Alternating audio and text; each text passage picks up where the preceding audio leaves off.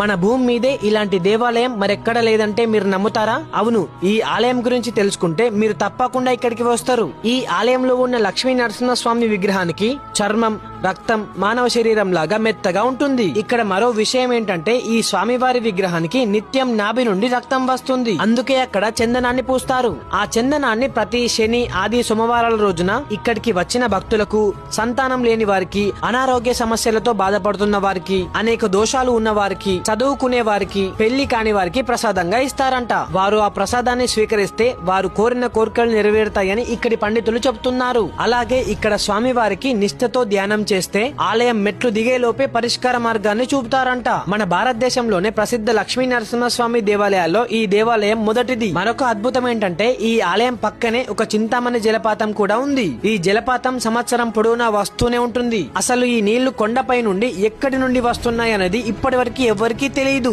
మీరు కూడా తప్పకుండా ఇక్కడికి వెళ్లి ఈ ఆలయాన్ని దర్శించుకోండి. ఇంతకీ ఈ ఆలయం ఎక్కడుందంటే మన తెలంగాణలోని వరంగల్ డిస్ట్రిక్ట్ కి 126 కిలోమీటర్స్ దూరంలో, హైదరాబాద్ కి 275 కిలోమీటర్స్ దూరంలో, భద్రాచలం కి 80 కిలోమీటర్స్ దూరంలో, ములుగు డిస్ట్రిక్ట్ కి 70 కిలోమీటర్స్ దూరంలో, మల్లూరు గ్రామంలో ఉంది. ఇంకా మీకేమైనా ఈ ఆలయం గురించి డౌట్స్ ఉంటే ఈ వీడియోకి కామెంట్ చేయండి, తప్పకుండా రిప్లై ఇస్తాను.